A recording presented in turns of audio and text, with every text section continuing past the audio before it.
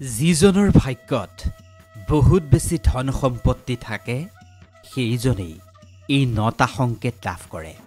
নমস্কাৰ প্ৰিয় দৰ্শক, পজিটিভ ভাইবছৰ এটা নতুন ভিডিঅ'লৈ আপোনালোক সকলোকে স্বাগতম জনাইছোঁ। আপুনিও নিশ্চয় জানে সময়তকৈ বলৱান আৰু কোনোৱেই নাই। সময়ে ৰজাক প্ৰজা আৰু প্ৰজাক ৰজা বনাই দিব পাৰে। ৰজাজনো কেতিয়াবা ভিক্ষাৰী হৈ যাব পাৰে সময়ৰ সোঁতত। যেতিয়া আপোনাৰ জীৱনত কিবা এটা ডাঙৰ পৰিৱৰ্তন হ'বলৈ ধৰে তেতিয়া আপুনি ঈশ্বৰৰ পৰা, এই সৃষ্টিৰ পৰা, আপোনাৰ গুৰুজনৰ পৰা এনেকুৱা কিছুমান যোগাত্মক সংকেত লাভ কৰে যিবোৰৰ বিষয়ে হয়তো আপুনি নাজানিব পাৰে। আজি মই আপোনাক সেই যোগাত্মক সংকেতবোৰৰ বিষয়ে উল্লেখ কৰিম এই ভিডিঅ'টোত। আপুনি আপোনাৰ দৈনন্দিন জীৱনত দেখিবলৈ পোৱা এই সংকেতবোৰে প্ৰমাণ কৰে শীঘ্ৰেই আপোনাৰ জীৱনত কিবা এটা ডাঙৰ পৰিৱৰ্তন হ'বলৈ গৈ আছে। এই সংকেতবোৰ আপুনি এই কাৰণেই পায় কাৰণ সংকেতবোৰৰ দ্বাৰা প্ৰকৃতিয়ে, এই সৃষ্টিয়ে, আপোনাৰ ভগৱানে আপোনাক বুজাই দিব বিচাৰে আপোনাৰ জীৱন আৰু আগৰ দৰে এতিয়া আৰু নহয়। আপোনাৰ জীৱনত এতিয়া পৰিৱৰ্তন আহিব।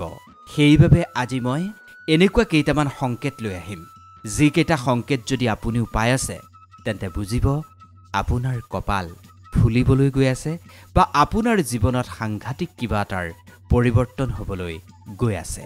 প্ৰিয় দৰ্শক, এই সংকেতবোৰৰ বিষয়ে জনাৰ পূৰ্বে আপুনি যদি আমাৰ চেনেলটোত নতুন তেন্তে আমাৰ এই ছেকেণ্ড চেনেলটো অনুগ্ৰহ কৰি ছাবস্ক্ৰাইব কৰি ল'ব আৰু আপোনাৰ মনোকামনা পূৰণৰ বাবে ভগৱানৰ নাম লিখিবলৈ একেবাৰে নাপাহৰিব।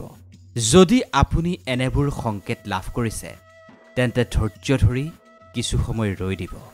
এই সংকেতবোৰ উপলব্ধি কৰিব, এই সংকেতবোৰ বুজিব আৰু এই সংকেতবোৰ বুজি আপুনি জীৱনটো নতুনকৈ সজাবলৈ চেষ্টা কৰিব। আমি যিবোৰ সংকেত আপোনাক উল্লেখ কৰিম ইয়াৰ প্ৰতিটো সংকেতেই অতি গুৰুত্বপূৰ্ণ। কোনো এটা সংকেতেই আপুনি ওলাই কৰি দিব নোৱাৰে। সেইবাবে ভিডিঅ'টো আপুনি শেষলৈকে চাব। টোপনিৰ পৰা আপুনি কেতিয়া সাৰ পায়, হঠাৎ আপোনাৰ টোপনিটো কেতিয়া ভাঙি যায় সেয়া আপুনি মন কৰিব।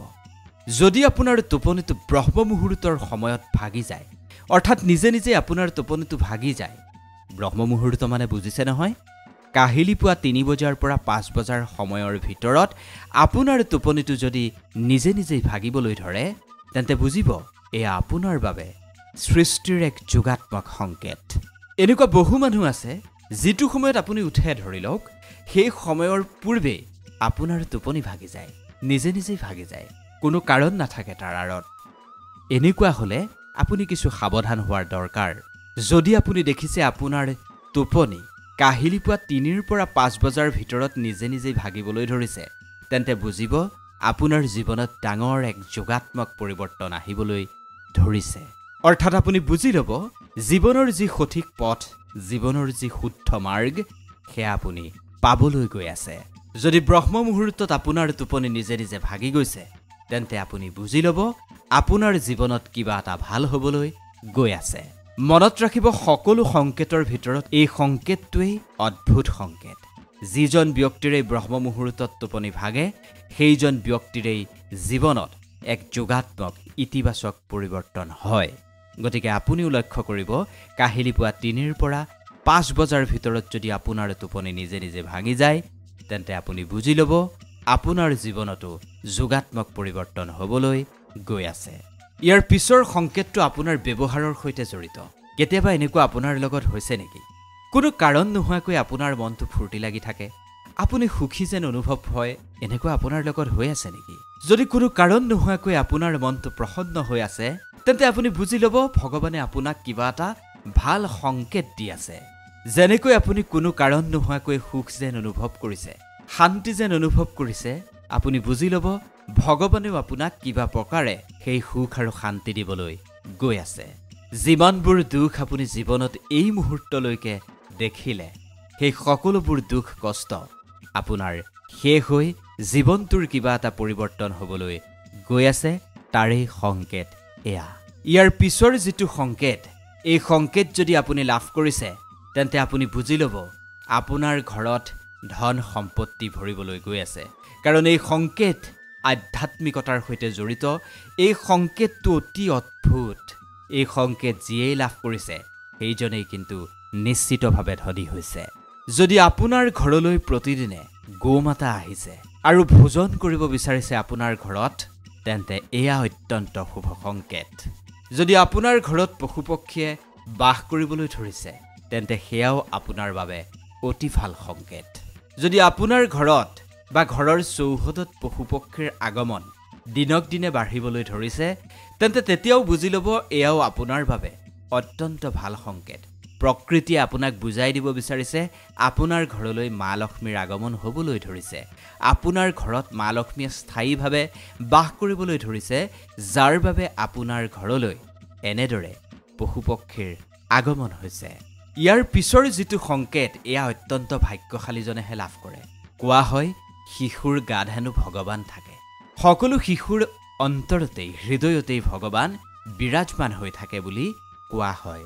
যদি আপোনাৰ জীৱনলৈ হঠাৎ কোনোবা শিশুৰ আগমন হয় বা আপোনাক কোনোবা অচিনাকি শিশুৱে দেখাৰ মাত্ৰকেই যদি হাঁহিবলৈ আৰম্ভ কৰিছে, তেন্তে বুজি ল'ব আপোনাৰ জীৱনলৈ সুখৰ বন্যা আহিবলৈ ধৰিছে।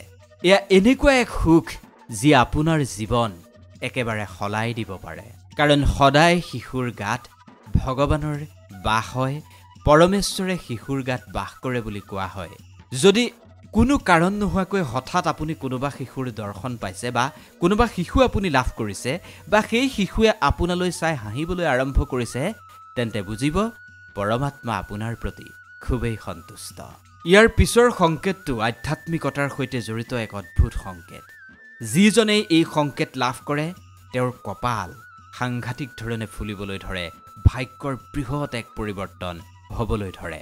আপুনিও যদি এনেকুৱা সংকেত লাভ কৰিছে, তেন্তে কমেণ্ট কৰি জনাব। এই সংকেতটো হৈছে সপোনত যদি আপুনি মন্ত্ৰোচ্চাৰণ শুনিবলৈ পাইছে, যেনে ধৰক ৰাম নাম, হৰিনামৰ ধ্বনি যদি আপুনি শুনিবলৈ পাইছে, ভগৱানৰ নাম কীৰ্তন যদি আপুনি শুনিবলৈ পাইছে, তেন্তে এয়া কিন্তু অতি অদ্ভুত সংকেত। যদি আপুনি কেনেবাকৈ গায়ত্ৰী মন্ত্ৰ জপ কৰা শুনিছে, কেনেবাকৈ ওম মন্ত্ৰ জপ কৰা শুনিছে, তেন্তে আপুনি সাৱধান হৈ যোৱা দৰকাৰ। কাৰণ এয়া আটাইতকৈ ভাল সংকেত বুলি কোৱা হৈছে। যদি আপুনি কেনেবাকৈ ওম মন্ত্ৰ জপ কৰা শুনিছে বা উচ্চাৰণ শুনিছে, তেন্তে আপুনি বুজি ল'ব এয়া আপোনাৰ বাবে অত্যন্ত শুভ সংকেত। আপোনাৰ প্ৰতিটো কামত পৰমাত্মা আপোনাৰ লগত যে আছে, তাৰেই সংকেত এয়া। যি কাৰ্যই আপুনি কৰিব, পৰমেশ্বৰ আপোনাৰ লগত থকাৰ বাবে সেই কাৰ্যই আপোনাৰ সফল হ'ব। ভগৱানৰ নাম সপোনত শুনা বা দেখাটো ওলাই কৰি দিব পৰা বিধৰে নহয়। এয়া এনেকুৱা এক সংকেত, যি সংকেতৰ মাজত পৰমেশ্বৰ নিহিত হৈ আছে।